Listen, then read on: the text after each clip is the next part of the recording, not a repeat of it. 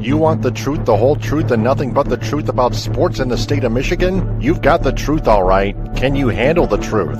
Find out right now on the Michigan Sports Truth Podcast, the show that detects and provides truth, research, and statistics about the Tigers, Lions, Red Wings, Pistons, Wolverines, and Spartans. Subscribe to its YouTube channel at the Michigan Sports Truth Podcast and listen to it in audio form wherever you get your podcasts. Follow it on X, Instagram, Threads, and TikTok at Michigan_Truth, and like its Facebook page, and follow it on Patreon at patreon.com/Michigan Sports Truth. Also, check out our website, the Michigan Sports Truth Podcast.code80x.me, and donate to the Michigan Sports Truth Podcast for Autism on GoFundMe, and know the truth.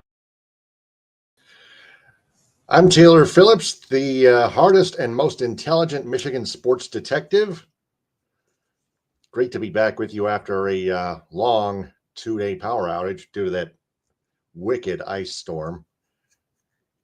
Anyway, this podcast consists of hard criticism, hard stories, interesting stats, and the reality about all sports teams in the state of Michigan. If fans can't handle it, they'll be doomed to know. What I don't allow on the show: touchy-feely comments, whining, conspiracies, homerism, overreactions, bullying, harassment, curse talk, naive arguments, and propaganda. And this podcast is hosted by someone who has autism, which is me, and is not for entertainment purposes, but rather for educational purposes. And the views expressed by the audience, let alone fans, do not reflect the truth and reality about our teams. Lots more Lions free agent signings, re-signings, and departures to discuss. Plus, the Tigers sent Corey Julks and Max Clark to the minors. The Red Wings slipping a bit, but they're still in it. The Pistons, unsurprisingly, clinching a playoff berth. And the Wolverines and Spartans, of course, making the Sweet 16. So let's take a look at those Lions lowdown free agent signings. First off, a big one. Running back Isaiah Pacheco from the Kansas City Chiefs. The Lions signed him to a 1-year, $1.8 million contract, which is amazing. So Isaiah Pacheco was a beast for the Kansas City Chiefs. He'll be a good replacement for David Montgomery, and he'll platoon the running back position with Jahmyr Gibbs, of course. So 2,537 rushing yards and 14 touchdowns in 4 seasons with the Chiefs. His best campaign came in 2023, 935 rushing, 205 carries, 7 touchdowns. That's great. The past 2 seasons, injuries started to bite him, and he missed a total of 14 games. But Isaiah Pacheco is still very, very capable of bouncing off defenders, gaining a lot of yards, gaining a lot of rushing yards.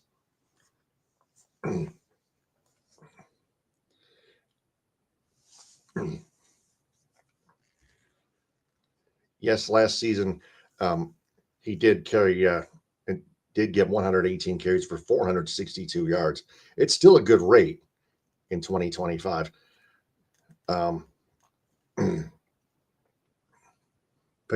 Pacheco is an angry runner, can offer physicality behind Gibbs, giving the Lions a violent runner who can spell their dynamic 3-down back, especially on 3rd down. So very efficient on 3rd down, Isaiah Pacheco. So we're going to have to see what happens the upcoming 2026 Detroit Lions season in at least a few months.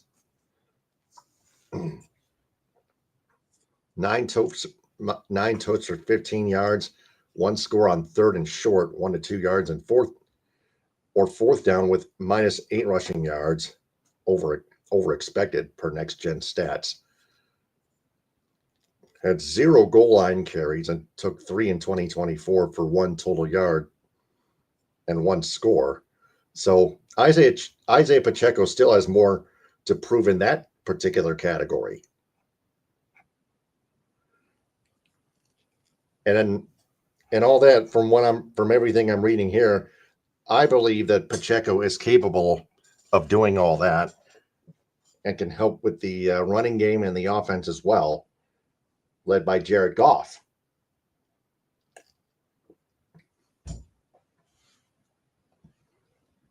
And also the Lions signed defensive back Christian Izien from the Tampa Bay Lightning to a 1-year deal. Tight end Tyler Conklin from the LA Chargers.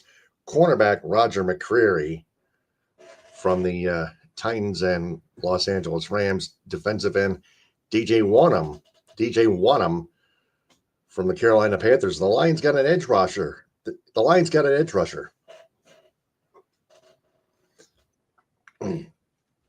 So and it's not the only edge rusher they got.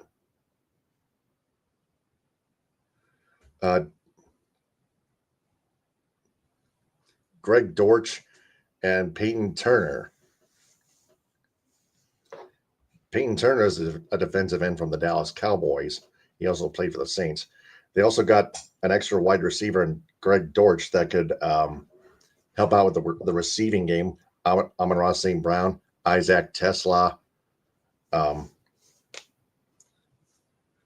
Greg Dortch can be specifically a great replacement for Khalif Raymond, who used to return punts and kicks. I think Greg Dortch is capable of doing that.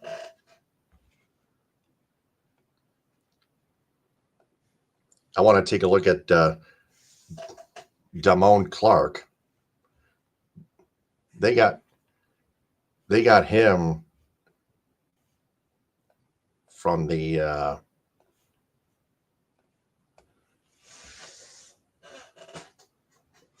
from LSU, won a national championship.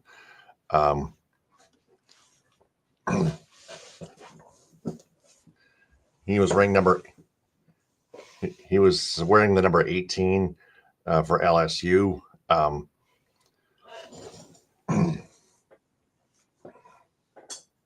The Dallas Cowboys picked him up.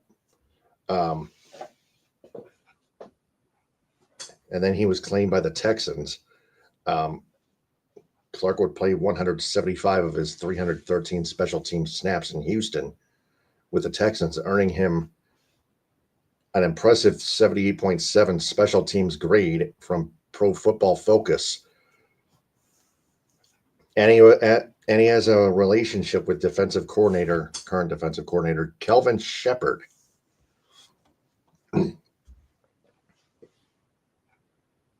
So an expected role. Ball is ball at the end of the day. Jack Campbell, Derek Barnes, Malcolm Rodriguez, Trevor Nowoski, they've been resigned. That's the thing I want to get to next. But also they got offensive lineman Larry Borum, Clark, of course, and then center Cade Mays to also help out with the offensive line. And I want to touch on the offensive lineman that the Lions picked up to replace Frank Ragnow and Taylor Decker, who got released.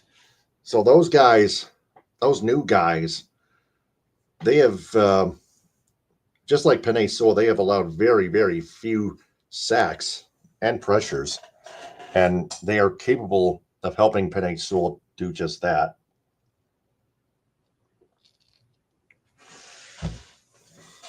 And they can take their place in the new Detroit People Movers Club.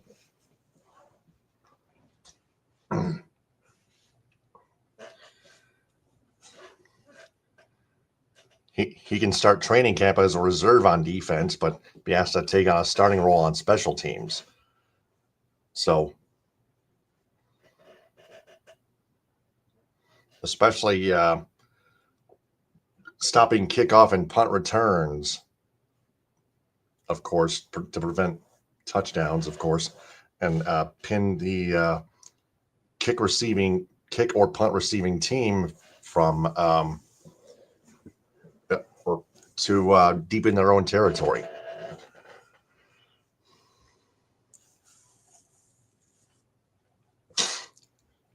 So the Lions are putting in newer or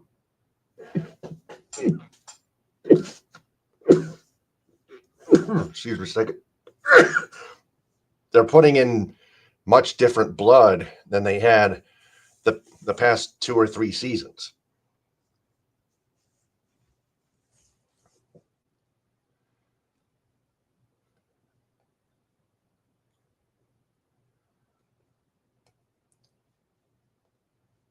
So there's that. Pacheco, there's Cade Mays. The Lions were still recovering from Frank Ragnow's retirement. Taylor Decker requested a release, but adding Mays fills at least one hole in front of quarterback Jared Goff.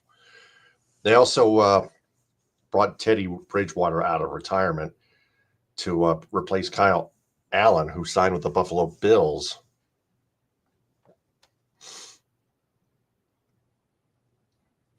And Bridgewater once served as a mentor to Lions receiver Jamison Williams, JMO. There's Larry Borum. They have addressed another need on their offensive line. He's capable of playing either tackle spot. He's best suited as a backup, but he has significant starting experience, with 38 starts under his belt, including 11 for the Dolphins last season. His 91.2% pass block win rate ranked 32nd of 68 qualified tackles and should provide functional depth to the Lions' offensive line.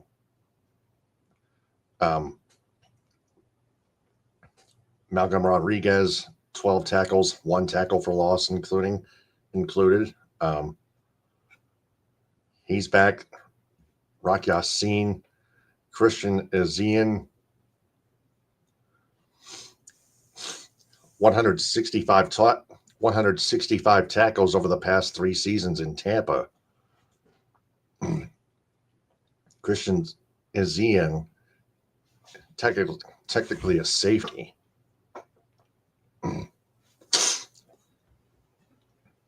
"25 tackles, a forced fumble, and a tackle for loss." I don't see any pass breakups. I'm going to have to try to look it up. Pass breakups. Let's see. Pass defenses. 5 in his career, none in 2025 from the Tampa Bay Buccaneers. So he still has yet to prove something. Yeah, just 3 seasons in the NFL, all at Tampa. That's it. Pass defenses, 2 in 2023, 3 in 2024. Tyler Conklin, a tight end, a former Chippewa from the Los Angeles Chargers, adding depth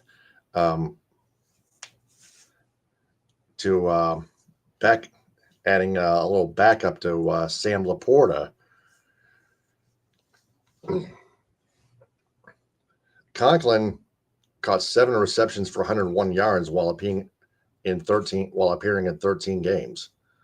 Roger McCreary, more depth to their secondary.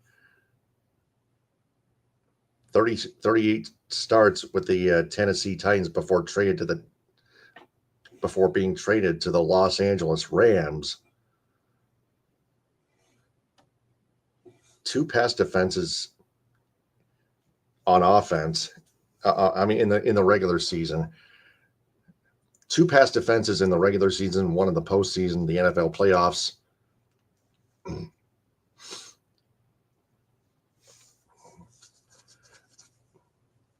17 total. It's pretty good. Eight pass defenses 2022 with the Titans, 6 in 2023. McCreary, still just 26 years old, still a bit young. He still has yet to get his game back.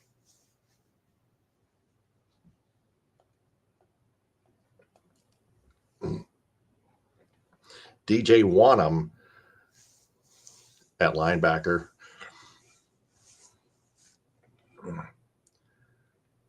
Of course, Al-Quadin Muhammad signed with the Tampa Bay Lightning. He's reuniting with Alex Anzalone.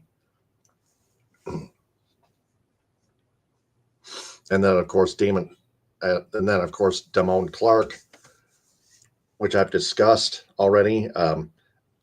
A reserve linebacker, but starting on special teams. Greg Dortch replacing Khalif Raymond, Peyton Turner. 48 total tackles, 11 of them for loss, 11 quarterback hits, 5 sacks. Very, very good. Peyton Turner.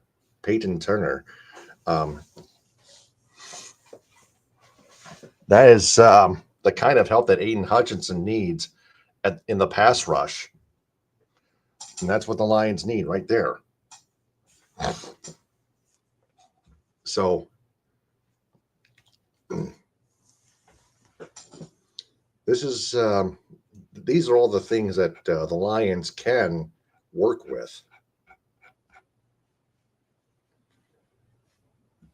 So some which at least one of them has still having yet to regain his game back, Roger McCreary. But yeah, I'm very happy the Lions signed Isaiah Pacheco. I really am.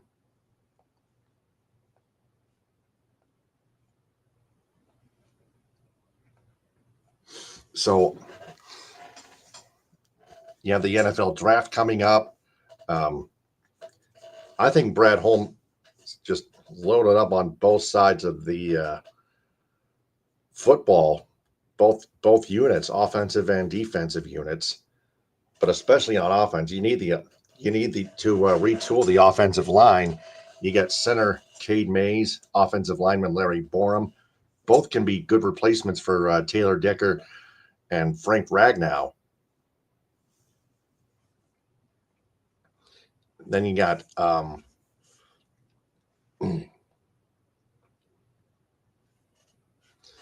Tyler Conklin at tight end, being a backup behind Sam Laporta. DJ Wanham and Peyton Turner to the pass rush, helping Aiden Hutchinson.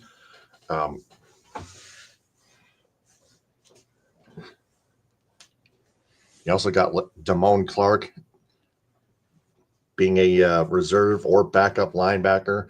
That can also help out with the special teams. The Lions, of course, as I mentioned before, were re-signing Kennedy, Trevor Nowalski, Malcolm Rodriguez, Rock Yassin, and defensive tackle Miles Adams, whom the Lions can use more often since Al-Quadin Muhammad departed for Tampa Bay, as I mentioned before. But Lions, as I also mentioned before, they still have the NFL draft coming up in about a month or so. So that's the Lions lowdown, off-season edition. The Tigers Tribune spring training report now. Outfielder Corey Julks was sent to minor league camp. He had a decline in offensive numbers after getting his OPS to as high as 1.821. It's now 1.165 this spring, 333 average. I don't know what the heck happened to him. I thought he shined with that especially with that grand slam early in spring training. They also assigned Max Clark to the AAA Toledo Mud Hens, which made at least fans assume that shortstop Kevin McGonigal might make the Major League Baseball level with the Tigers, the show. McGonigal has been solid at the plate. And I know he'll make it. Everyone knows that. So just a quick Tigers Tribune spring training report. So I thought Corey Julks was going to have a potential shot at least a backup outfielder position. But I still think Corey Julks has shown at least me enough that he can hit at the plate in the major league level. I'm still wondering, after I heard that news, that whether or not the Tigers have a strategy going on with Corey Julks. Because right now, again, the Tigers, as I mentioned on social media before, will need all the offense they can get, because they struggled mightily on offense.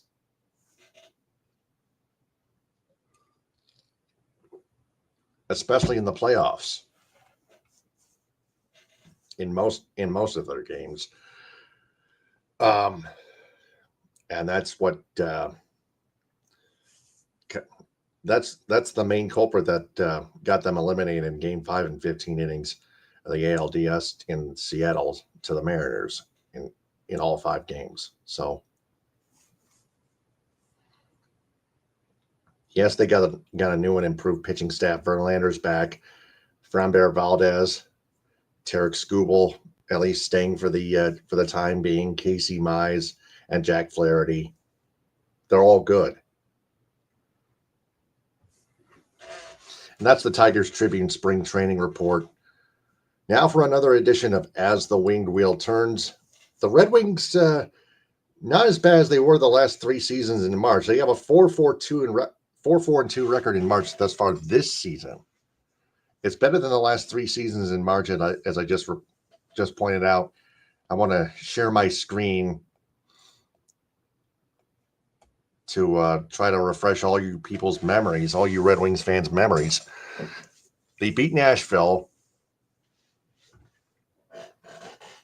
Then they started going on a downward trend, 4-3 in overtime to the Vegas Golden Knights, 3-1 to the Florida Panthers. But they won 3-0 on the road in New Jersey. They lost 4-3 in regulation on a game-winning goal with about 15 seconds left. Carter Verhaeghe, 4-1 lost 4-1 in Tampa. Came back in Dallas, but fell 3-2 in overtime. But they picked up where they left off. They beat the lowly Calgary Flames 5-2. Patrick Kane picked up 2 goals. Alex DeBrincat being the facilitator with at least 2 assists. Dominic Shine with the empty netter. And then the Red Wings won again, 3-1 over the Canadiens of Montreal at home at Little Caesars Arena. Quite a good homestand, and not including the 4-2 loss to the Boston Bruins at Little Caesars Arena. But they got Ottawa on Tuesday at Little Caesars Arena at 7. That Boston game, I thought, was supposed to be a goaltender's duel. But Gibson was playing great until he gave up those last 2 goals. Jeremy Swayman, as we all know, was phenomenal. But that tells us it should have been a goaltender's duel. The Red Wings, I think, should have won that game 2-1 in a more low-scoring affair on the ice. But Gibson really wanted those 2 back, and he even said that he admitted that he let those 2 down, and it was his fault. So that's what lost the game in regulation. Gibson giving up 2 bad goals, 2 soft goals. Gibson's better than that.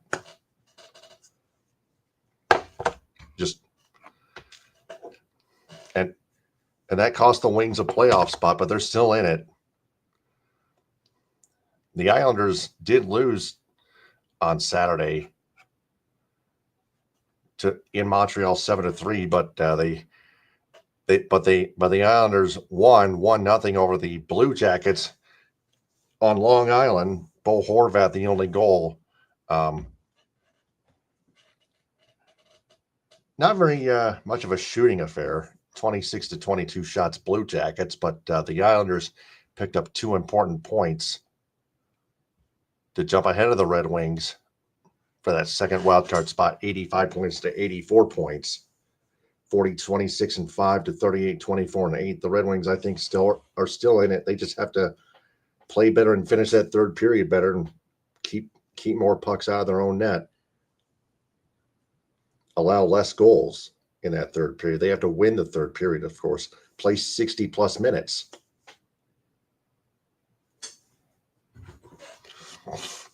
And those are parts of what competition is all about.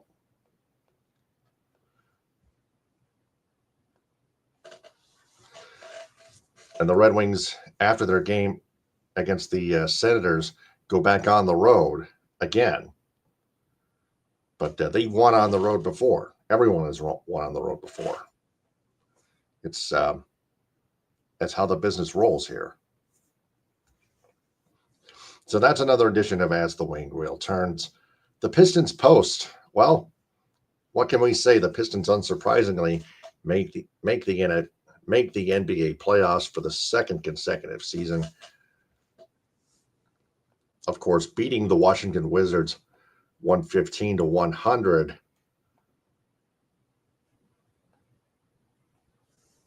Last Friday night at Little Caesars Arena. Jalen Duren keeps chipping in with Cade Cunningham being out for at least 2 weeks with a collapsed lung, which definitely hurts. Fans and media were talking about the Pistons possibly signing Jalen Duren to a contract extension, a big money contract extension. We'll have to see what happens down the road. It might be possible, but the Pistons have to focus on the main task at hand as LeBron James and Luka Doncic, and the rest of the Los Angeles Lakers come into town Monday at 7, which is tomorrow, on FanDuel Sports Network Detroit and TV 20 in the local Detroit area, WMYD 97.1 The Ticket, the flagship radio station coverage of the Detroit Pistons, all 4 Detroit teams.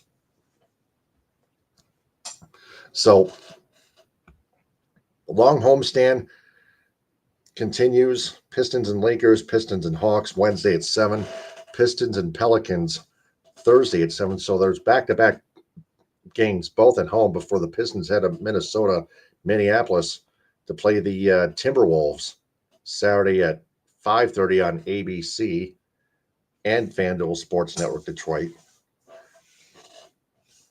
So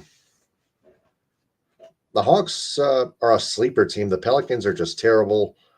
Pistons, I think that they should have no problem crushing the Pelicans, even after playing back-to-back games, even without Cade Cunningham. And I'm just talking business, nothing personal. So a couple challenges at home and on the road against the Hawks and Timberwolves. They have a rematch with the Oklahoma City Thunder a week from Monday at 9:30 on NBC Sports Network, NBCSN, and Peacock. That should be interesting.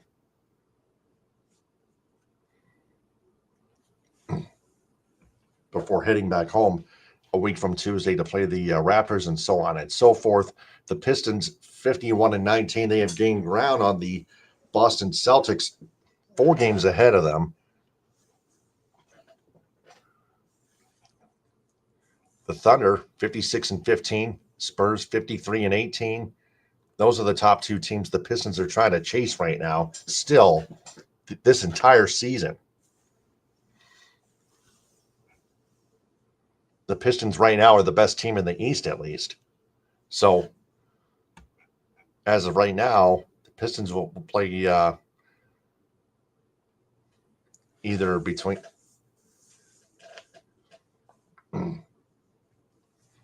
the Pistons will play the loser between the 7th and 8th seed.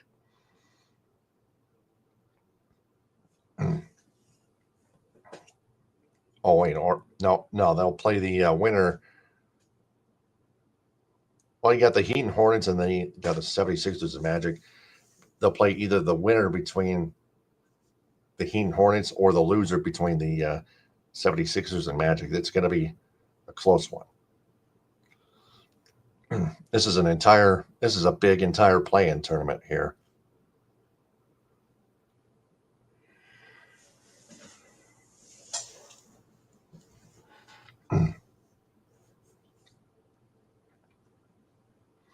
So we got to keep our eyes open. So with that being said, that's the entire Pistons post. Now I have a new segment called Michigan March Madness. The Wolverines and Spartans both make the Sweet 16. Michigan routed Howard and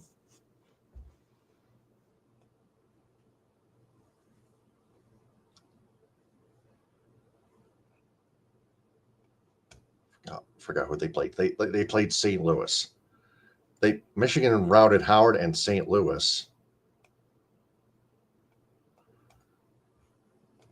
It's 101-80 over Howard, 95-72 over St. Louis.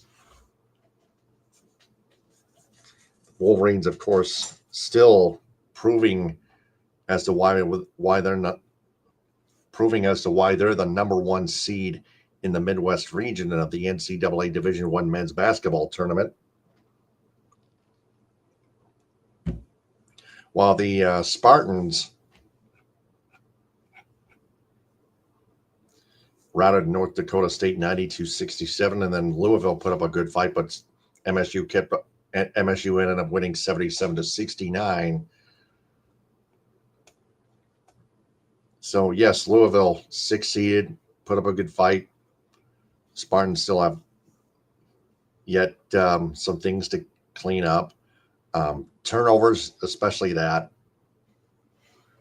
They gotta take better care of the basketball for more periods of time. Got to be smart with the basketball management. Jeremy Fears, 16 assists in that game. Wow.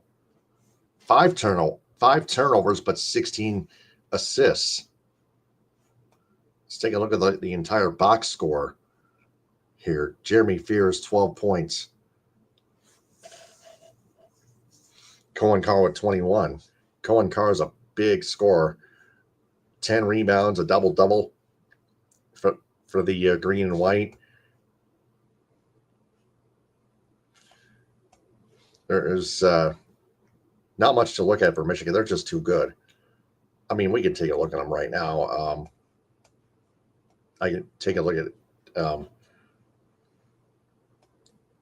Morris Johnson Jr., at least. 21 points for MJJ, and 10 rebounds, all defensively. That's a double-double. Lendenborg with 9 points. But Lendenborg bounced back nicely with a 25-point performance in that win over St. Louis, the Billikens.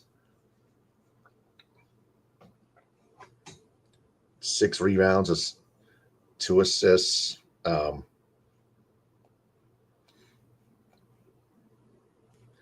Just 2 steals by Michigan, 4 against St. Louis, 4 by Michigan on Howard. So the Wolverines are going to await the winner That game is going on right now.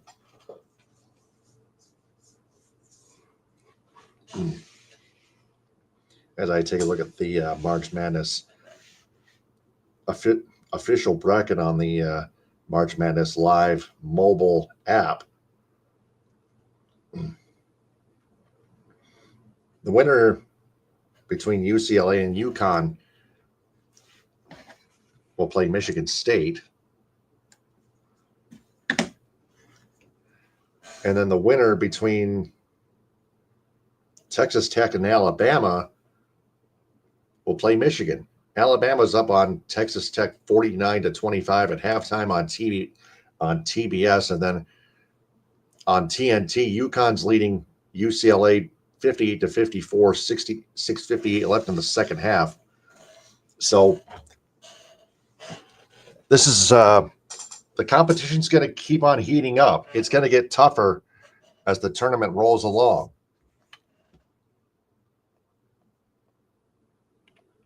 So, with that being said, what did we learn? What I learned, the Lions added a lot of position players in NFL free agency. They still have the draft to do next month. The Tigers made a roster move, or two roster moves, allowing Kevin McGonigal to make the team, one particularly Max Clark, one of the outfielders to the Toledo Mud Hens, and Corey Julks, just a minor league camp. That's all I know at the moment. The Red Wings are still in the playoff hunt, but they need to play 60-plus minutes and win the third period. They need to also win as a team. There's very little talent they have around Kane, DeBrincat, Andrew Kopp, JT Compher, and Dylan Larkin being soon to be back. He's getting better from what I'm hearing. They need to do the next man up thing and step up more. Play 60-plus minutes. That's the way it goes. Professional sports is supposed to be tough. And the Pistons keep getting it done even without one or two key players, especially Cade Cunningham. And the Wolverines and Spartans, like I just said before, have more challenges ahead in the big dance coming up, starting it with the Elite Eight. Michigan will play either Texas Tech or Alabama, and Michigan State will play either UConn or UCLA. So look forward to that. And that's everything we've learned. And that's another episode of the Michigan Sports Truth Podcast. I'm Taylor Phillips. Subscribe to its YouTube channel at the Michigan Sports Truth Podcast. Like its videos and turn on all notifications on the bell icon. Click or tap on live to find its latest full episodes and check out its shorts videos. Also watch it live and follow it on Twitch at Michigan Sports Truth. Listen to it in audio form on Spreaker, Spotify, iHeartRadio, Apple Podcasts, Amazon Music /Audible, Castbox, Deezer, Podcast Addict, Podchaser, and JioSaavn. Also join its supporters club on Spreaker, just $2 a month. And on social media, follow the Michigan Sports Truth Podcast on X, Instagram, Threads, and TikTok at Michigan_Truth, and on Reddit at u/Michigan_Truth. Also like its Facebook page, facebook.com/Michigan Sports Truth, and on Patreon, patreon.com/Michigan Sports Truth. The website is the Michigan Sports Truth Podcast. Code ADX.me. And finally, donate to the Michigan Sports Truth Podcast for autism on GoFundMe. The goal is $2,400. Until then, until the next episode, stay on the lookout and just understand that I observe and detect the Michigan Sports Truth about sports in the state of Michigan only for fans' own good and education, because the Michigan Sports Truth is out there. Ta-ta, hit him with a hind, power to the people, baba booey to y'all.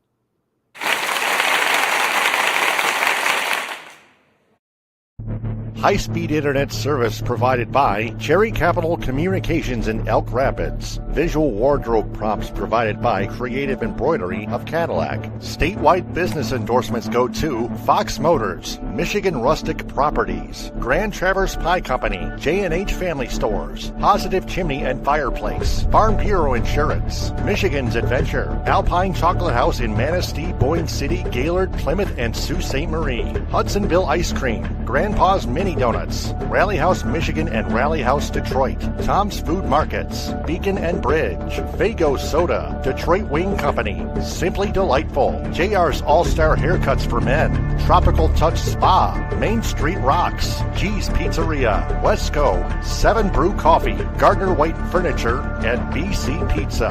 Metro Detroit area business endorsements go to the Annex Detroit Nightclub and its Annex Angels, Buscemi's Party Shop in Waterford Township, the Vanguard Hotel in Ann Arbor, Realtors Kevin S. Bentley and Lindsay Gorman, Sean O'Callaghan's Public House in Plymouth, Gino Surf, Avenue American Bistro, Mochi Nut Donut and Boba, the Edo Ramen House in Southfield, the Great Lakes Crossing Mall in Auburn Hills, Empire of Detroit, Modern 7 Bistro, Northville Sports Den, the Union Barber Shop in Birmingham and Ferndale, United Mobile Power Wash and Dry Ice Works in Southfield, Frothy Girl in Ortonville, Spot Truck in Dearborn and Detroit, Athletico Physical Therapy on Woodward Street in Ferndale, Detroit Pizza Company, The Blind Owl in Royal Oak, Brass Rail Detroit. Cali Tickets, call 877-225-8425 or visit CaliTickets.com. Reliance Pressure Washing, The Jagged Fork, Goodman Acker PC,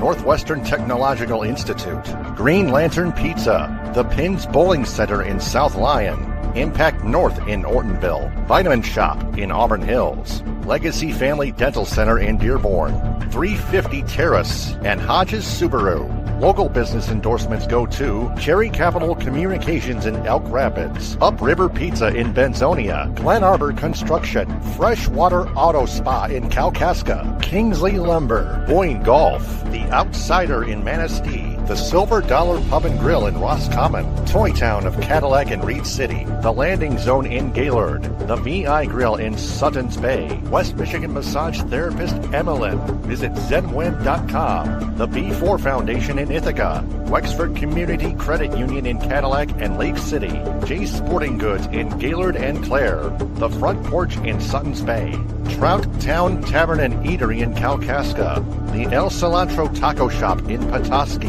Bay Mills Resort and Casino in Brindley, Fuel Up Nutrition in Clare, JNS Hamburg in Traverse City and Kingsley, United Food Service Solutions in Grand Ledge, Friendly Foodies in Alpena, the Asian Buffet in Cadillac and Traverse City, Luddington Meat Company, McBain Hardware, Vandry Home Furnishings in Cadillac, Houghton Lake, Big Rapids, and Traverse City, Pearl's New Orleans Kitchen in Elk Rapids, Rogers Food Center in Lake City, Everett, and Reed City, Herman Hiss and Company in Bay City, Fletcher's Pub and Texas Corners in Kalamazoo, the Michigan Theater of Jackson, Hooters in Saginaw, Anna's House in Grand Rapids, Coffee Beanery in Flushing, Merritt Speedway, Northport Pub and Grill, Northern Logistics, and Spicer's Boat City in Houghton Lake. Traverse City business endorsements go to Honest Eyes Optical, Northwoods LG Barbecue, Downtown Vacation Rentals, Vautrubel Leather, Rovi Grill in Dearborn, Old Mission Culture Company, Archer Contracting,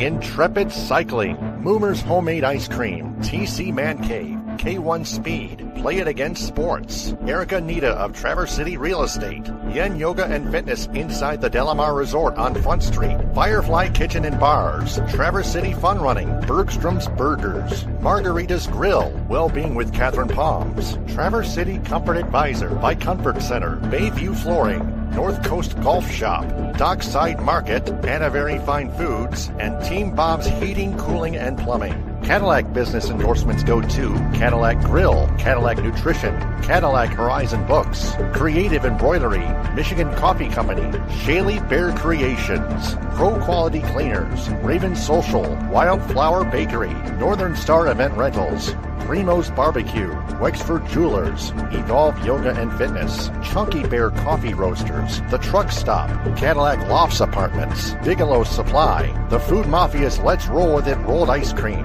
Evergreen Resort with Curly's Bar and Grill, Cheese Tanning Salon, 5-star real estate agent Stacy Zirkle, The Pine Sports Bar and Bowling Center, Pizza Plus, Chico's Taco House, Baldwin Family Healthcare, Blue Heron Cafe, The House of Hunan, Wexford Senior Care Center, Max Swings Indoor Golf, Beaner's Pizza, Cabernet Peaks, Burke's Waterfront Restaurant, the Cadillac Party Lounge, and the Sweet Shop. Lake City business endorsements go to Cuts by Melanie, the Pearson Agency, the LC Tap House, Hutchinson Septic and Excavating, the Coffee Cup, It's a Denise Jewelry, To the Moon Bakery, Northern Auto Lab, Hammer's Pub and Grub, Shoreline Cafe, Rustic Hog Barbecue, Pancho Villa Mexican Grill, the AL Trading Post, and the Misaki Golf Club Golf Course.